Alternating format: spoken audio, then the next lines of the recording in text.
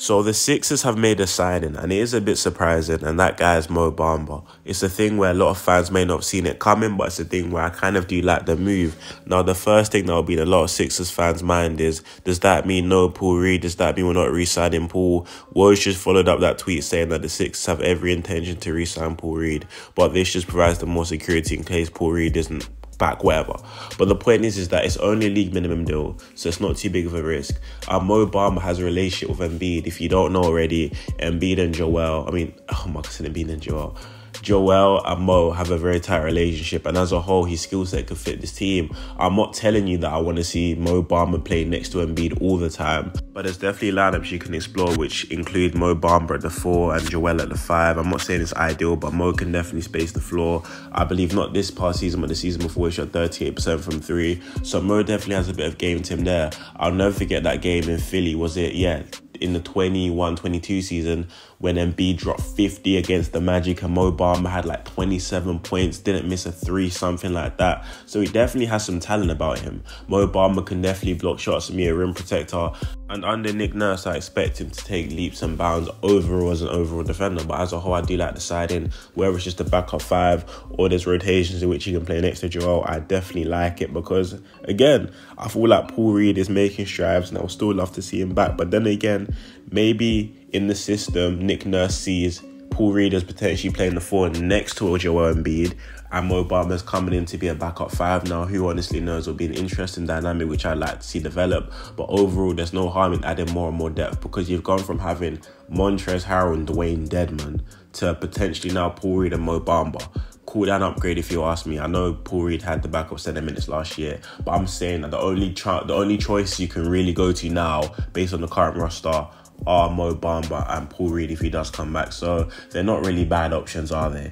There's not really many places you can go wrong. But I definitely feel like Mo's skill set and the things he brings to the table could be beneficial to this team. Like I said, the most intriguing thing, seeing how a lot of NBA teams are utilising the double center type thing in quotation marks. I know a lot of guys keep saying, why can't Embiid have a Brook Lopez next to him the way Giannis does? I'm not saying Mo Bamba's Brook Lopez. Hell no. But I'm saying that, first of all, Giannis and Embiid are 2 different types of players. But second of all, this is the closest thing you're going to get to that. Mo Bamba can block shots, and he's shown to be an efficient 3-point shooter over the years and capable of hitting open shots and even some contested ones, but he's a good 3-point shooter.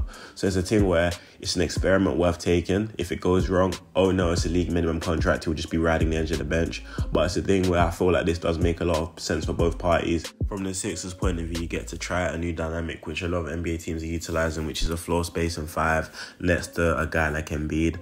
I know before we bring up Al Horford, that team and roster construction was overall terrible. That duo could have worked, but we're not talking about it anymore.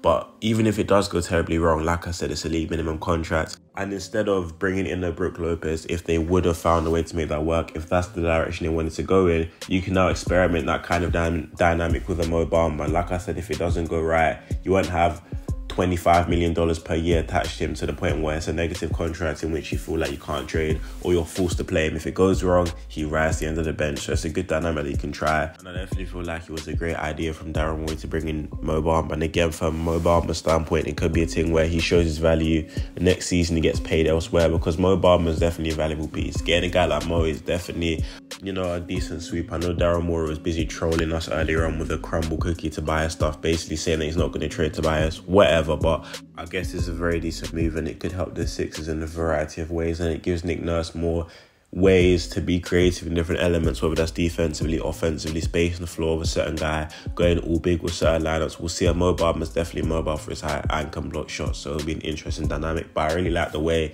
this team is shaping up, the direction it's going in.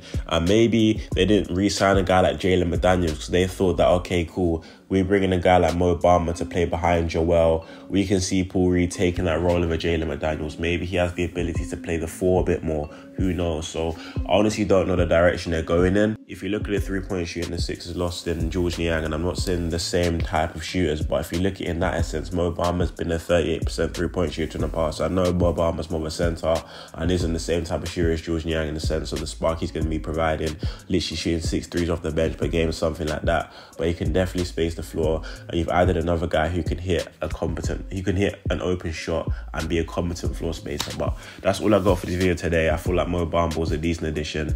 Interesting one too. We'll see the different looks they try to throw out, because Nick Nurse is very, very creative. If you didn't know, last season in Toronto, there were times we had guys like Precious Achua, Chris Boucher, and Pascal Siakam on the court at the same time. So we'll see what Nurse does. But you know what? Yeah, that's all I got for this video today. Let me know in the comment section down below if you guys think that Mo Bamba was a great addition, and what you guys think should happen and would happen, whatever, that kind of stuff there. But thank you guys so much for listening. Stay blessed, and I'm out. Peace.